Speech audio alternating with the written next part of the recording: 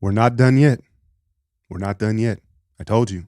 I told you. It looked like the sky was falling. The Draymond suspension. It's over. It's a sweep. They're done. They're cooked. Not so fast. Not so fast. The Warriors push back. The Empire strikes back in game 3 and really makes a statement. Let's start with Kevon Looney. Loon Dog. Kalong. I mean, he is, you want to talk about becoming an all-time Warrior. But I'll take it even further. We're looking at one of the all-time great rebounders this league has ever seen. And maybe the most skilled rebounder this league has ever seen. And because they come in different forms, right? Let's take a prime Dwight Howard, who, is widely considered, one of the greatest rebounders in his prime, right? And that was done from a physical standpoint. It was his leaping ability, his strength, his athleticism. Now, you don't rebound the way Dwight did without some good timing as well, right? I don't want to discredit that, but Kevon, it's all skill. Have you heard the background of Kevon and how he's become such a skilled rebounder? Story goes, back in Milwaukee, his older brother was a hooper, and he used to follow him to the park with him and his friends, and they wouldn't let him play.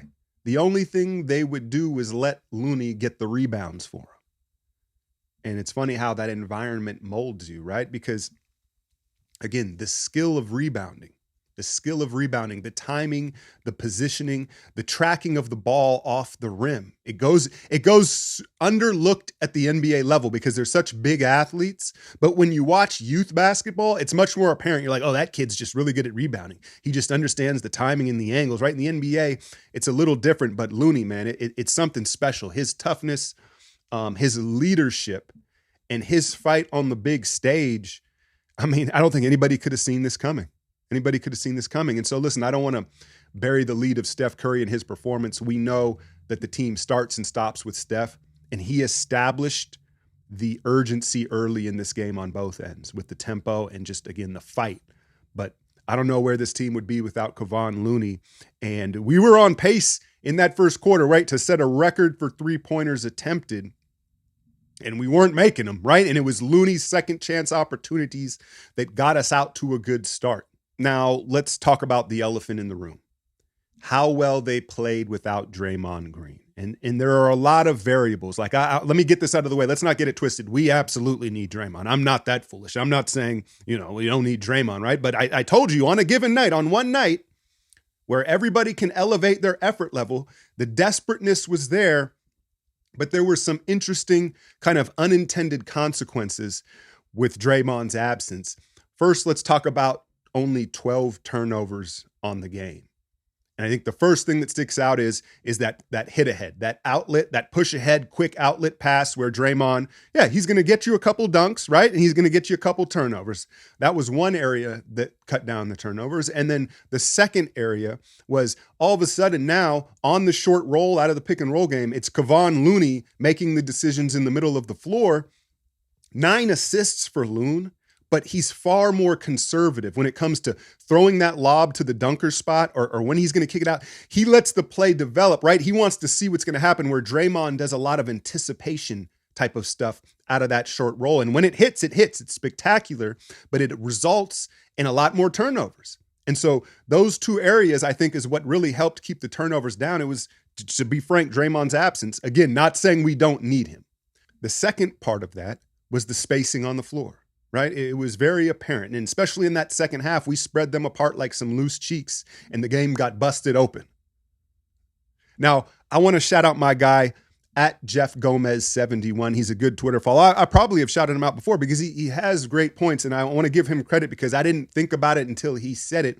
But part of the rebounding success for Looney was Draymond's man wasn't sagged down in the paint, not guarding anybody. And Loon, it was more of a one-on-one battle with him and Sabonis on the glass, as opposed to the first two games where it was Barnes in there as well, right? Barnes had to get out on Wiggins.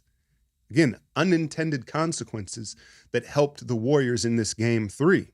Now, what about the role players? We talked about everybody just taking it up a notch to make up for the absence of Draymond and the desperateness, the urgency. Moses Moody. He humbly said it, man. I've always been a winner. And I think the same can be said about Dante DiVincenzo. And I came to this light bulb went off for me. This Kings team is very skilled. They're young. They're athletic. The pace, we've seen it, right? I think a key aspect of this matchup is the Warriors role players. They've got to be the tougher, more physical players, right? When it comes to Dante, to Moody, Kuminga, these guys off the bench, they got to be first to the floor. They got to win the physicality battle. And you saw that last night at Chase Center. How about Anthony Lamb, man? I know, controversial figure, hate him or love him, he gave him good minutes, right? And even JaMychal Green, I know, the stats don't say it, but I thought he looked all right. I think he looked ready as far as confidently taking the shot and setting some screens in there. Just with JaMychal, it's the discipline leaving his feet. Whether it's trying to dunk everything or it's contesting shots, he doesn't do the verticality thing, right? He tries to block everything and dunk everything. That gets you in trouble, especially with the speed of this Kings team. But we needed Dante to show up, and he did, right? He did. Just him and Moody, I think they set a physical tone as far as the others go in this matchup. And we're going to need more of that as it goes on. Klay, let's be real, the shot selection has been rough, right? And there's a lot of like-sized defenders. He's not really able to have very many size mismatches that he can take advantage of. But what I've been impressed with Klay is the defensive game. He's had far less brain farts than I expected him to have. And so as long as he's defending and he's engaged and not making mental errors, I think we can all wait on that Klay explosion that we know is inevitably coming.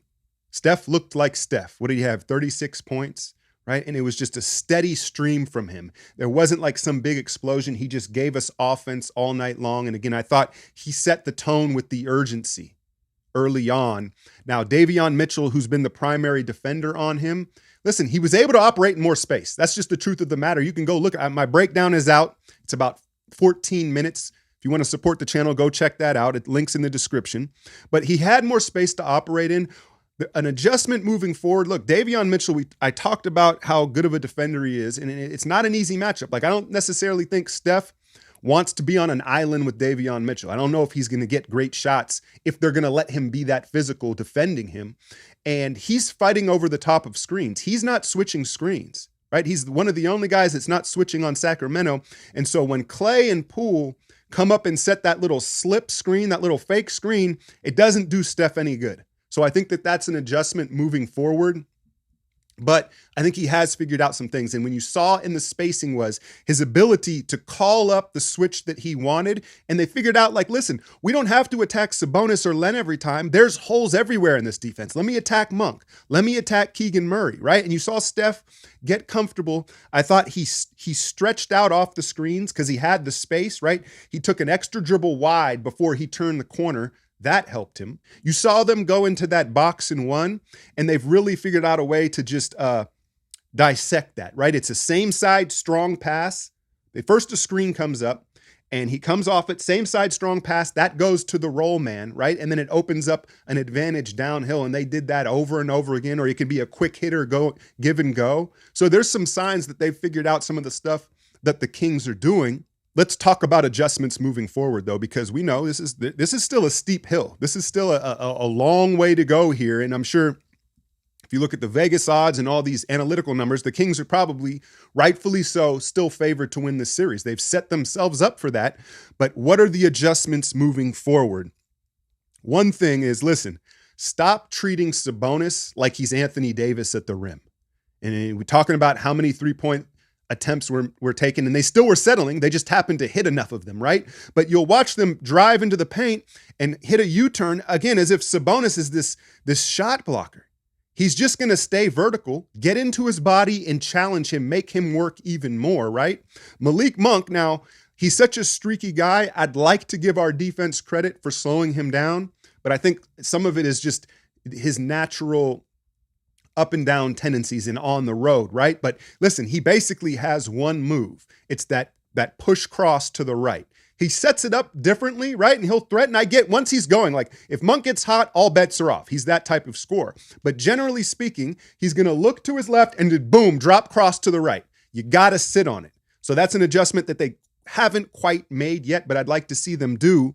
From Sacramento's perspective, now that they've taken an L and this is becoming a series, how long does Mike Brown stick with the rookie Keegan Murray, excuse me.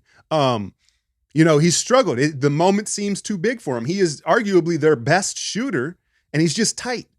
At this point, if you're Mike Brown and you're the Kings, do you just wait it out and play the law of averages? Like, listen, he's only going to get more comfortable and eventually he's going to start knocking those shots down. Or do they go to the vet Trey Lyles, who had that big game one and the bright lights aren't going to affect him as much, even though, he is not the shooter Murray is. He's more toolsy, right? He's a little more versatile of a guy. And then my other question from Sacramento would be, do we continue to see Alex Len with the second unit? Do they perhaps go to a Metu or a Rashawn Holmes is a guy that in the past has hurt the Warriors? And so there are some different looks, the Kings, and some adjustments that they're going to throw at the Warriors moving forward. But I think big picture, the question is, you saw how successful the spacing was for the Warriors. And it got me to thinking, you go into this series and you're like, all right, we got to have our defenders on the floor. I thought this as well, right? We got to have GP2, Wiggins, Dante. We've got to slow down this offense. But last night, it almost seemed like if we just double down on our offense and maybe not have as many defenders on the floor, that spacing is worth it in this matchup specifically. And so with Draymond's return, how do they still maintain this spacing offensively is the question.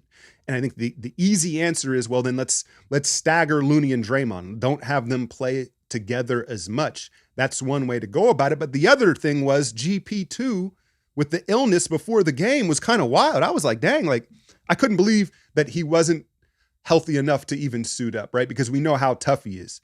So do you see less GP2 and more Moody and reward his performance? And again, he provides that spacing, and maybe use GP2 more as kind of a designated hitter. Maybe he save him more for late game scenarios, fourth quarter, like the areas where Fox gets to going, you put him on him for more spot minutes, because in the first two games, he played like 25, 30 minutes. So those are decisions that have to be made. I talked about Draymond in this game 4. We know how thirsty he's going to be to have a big game and kind of redeem himself for the situation. Not that he has to, you know what I'm saying? Not that the situation was fair, but the fact that he missed the game, he's got to feel guilty about it either way, right? So how does he redeem himself? Can he alchemize all those emotions and all that energy in a positive way in this game 4 Sunday, it's going to be more difficult than this game 3 was, because it's just the human element of now Sacramento's got a taste and they're going to have more urgency, right? They can't let it be tied 2-2. And so I guess my question is, I expect Draymond to play really well, but if his emotions get the best of him and things aren't going his way, is Kerr willing to go to a different look, seeing as how much success they had in this game 3 without him? Last thing I'll say that was a little disappointing was the crowd. Now, I had let out a tweet like, yo, this crowd is garbage. It was probably like in the first 15 minutes of the game. And someone had said, oh, there was a Giants game. There was traffic. People were late. And listen, shout out Bram, Warriors Huddle, Warriors Reddit. I know there were some true blue fans in the house and they were representing and doing their thing. And I also understand that when you're there in a venue, it feels different, right? You've had a couple beers, you're lit, you're being loud. It's exciting. You don't recognize what we're seeing on TV, obviously. But I think what we have to acknowledge is, relative to what the Kings crowd looked like, it was underwhelming. Those lower bowl tickets, and I understand the economy and who those fans are, but it was a little bit disappointing, and you would have hoped that the crowd would have been able to juice the team even more. But the fact of the matter is, on that game, they didn't need it. Steph brought it. The team brought it, right? So Sunday, I don't know how it's possible, but I'd like the crowd to be there on time and give them a little more juice. But I wanted to clear that up because I didn't want to diss, again, the true fans that were in the building, because I'm sure there were plenty of them. But as a whole, it was kind of an underwhelming crowd until Steph and them really blew it open. But all in all, man, I think we got to be happy with how that played out. And I thought it was important that they kind of blew the lid off the game. It wasn't a wire job. And this young Kings team, they got a taste of playoff Steph Curry and how quick that avalanche can happen. And now the doubt starts to seep in. Right? They were just playing with too much confidence. I think after game 2, the Kings were like, they're done. They're too old. They can't guard us. And it's over. Right? They were probably thinking sweep. And again, once the doubt starts to creep in, the pressure rises and the experience matters more. So I don't think it could have gone any better, but one step at a time. Tie it up Sunday and we'll talk again. Hit that like, share, and subscribe. I'm out, y'all.